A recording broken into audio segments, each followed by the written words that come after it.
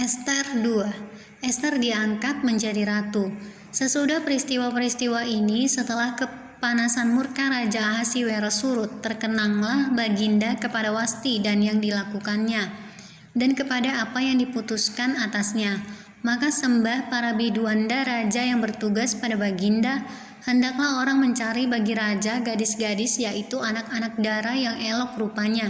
Hendaklah raja menempatkan kuasa-kuasa di segenap daerah kerajaannya, supaya mereka mengumpulkan semua gadis anak-anak dara yang elok rupanya di dalam benteng Susan, di balai perempuan di bawah pengawasan Hegai.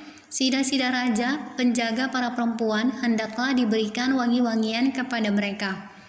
Dan gadis yang terbaik pada pemandangan raja, baiklah dia menjadi ratu ganti Wasti. Hal itu dipandang baik oleh raja dan dilakukanlah demikian. Pada waktu itu ada di dalam benteng Susan seorang Yahudi yang bernama Mordekai bin Yair bin Simei bin Kis, seorang Benyamin yang diangkut dari Yerusalem sebagai salah seorang buangan yang turut dengan Yekonya, Raja Yehuda.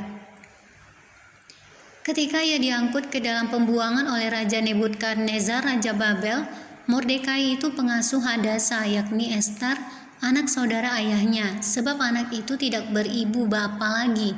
Gadis itu elok perawakannya dan cantik parasnya. Ketika ibu bapaknya mati, ia diangkat sebagai anak oleh Mordekai. Setelah titah dan undang-undang raja tersiar dan banyak gadis dikumpulkan di dalam benteng Susan, di bawah pengawasan Hegai, maka Ester pun dibawa masuk ke dalam istana raja, di bawah pengawasan Hegai penjaga para perempuan. Maka gadis itu sangat baik pada pemandangannya dan menimbulkan kasih sayangnya, sehingga Hegai segera memberikan wangi-wangian dan pelabur kepadanya, dan juga 7 orang dayang-dayang yang terpilih dari isi istana raja. Kemudian memindahkan dia dengan dayang-dayangnya ke bagian yang terbaik di dalam balai perempuan.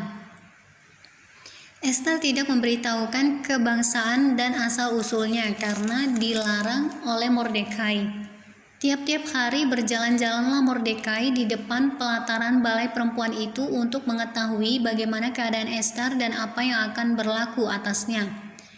Tiap-tiap kali seorang gadis mendapat giliran untuk masuk menghadap Raja Ahasiweros, dan sebelumnya ia dirawat menurut peraturan bagi para perempuan selama 12 bulan. Sebab seluruh waktu itu digunakan untuk pemakaian wangi-wangian, 6 bulan untuk memakai minyak mur dan 6 bulan lagi untuk memakai minyak kasai serta lain-lain wangi-wangian perempuan. Lalu gadis itu masuk menghadap raja, dan segala apa yang dimintanya harus diberikan kepadanya untuk dibawa masuk dari balai perempuan ke dalam istana raja. Pada waktu petang ia masuk dan pada waktu pagi ia kembali, tetapi sekali ini ke dalam balai perempuan yang kedua, di bawah pengawasan Saas Gas, sida-sida raja, penjaga para gundik. Ia tidak diperkenankan masuk lagi menghadap raja kecuali jikalau raja berkenan kepadanya dan ia dipanggil dengan disebutkan namanya. Ketika Ester anak Abihail, yakni saudara ayah Mordekai yang mengangkat Ester sebagai anak, mendapat giliran untuk masuk menghadap raja, maka ia tidak menghendaki sesuatu apapun selain daripada yang dianjurkan oleh Hegai, sida-sida raja, penjaga para perempuan. Maka Ester dapat menimbulkan kasih sayang pada semua orang yang melihat dia. Demikianlah Ester dibawa masuk menghadap Raja Ahasiweros ke dalam istananya pada bulan yang ke-10, yakni bulan Tebet, pada tahun yang ke-7 dalam pemerintahan Baginda. Maka Ester dikasihi oleh Baginda lebih daripada semua perempuan lain, dan ia beroleh sayang dan kasih Baginda lebih daripada semua anak dara lain, sehingga Baginda mengenakan mahkota kerajaan ke atas kepalanya dan mengangkat dia menjadi ratu ganti Wasti. Kemudian diadakanlah oleh Baginda suatu perjamuan bagi semua pembesar dan pegawainya, yakni perjamuan karena Ester, dan Baginda menitahkan kebebasan pajak bagi daerah-daerah serta mengaruniakan anugerah sebagaimana layak bagi raja. Mordekai mengetahui suatu sekongkolan. Selama anak-anak dara dikumpulkan untuk kedua kalinya, Mordekai duduk di pintu gerbang istana raja. Adapun Ester tidak memberitahukan asal-usul dan kebangsaannya seperti diperintahkan kepadanya oleh Mordekai, sebab Ester tetap berbuat menurut perkataan Mordekai seperti pada waktu ia masih dalam asuhannya. Pada waktu itu, ketika Mordekai duduk di pintu gerbang istana raja, sakit hatilah Bigtan dan Teres, dua orang sida-sida raja yang termasuk golongan penjaga pintu.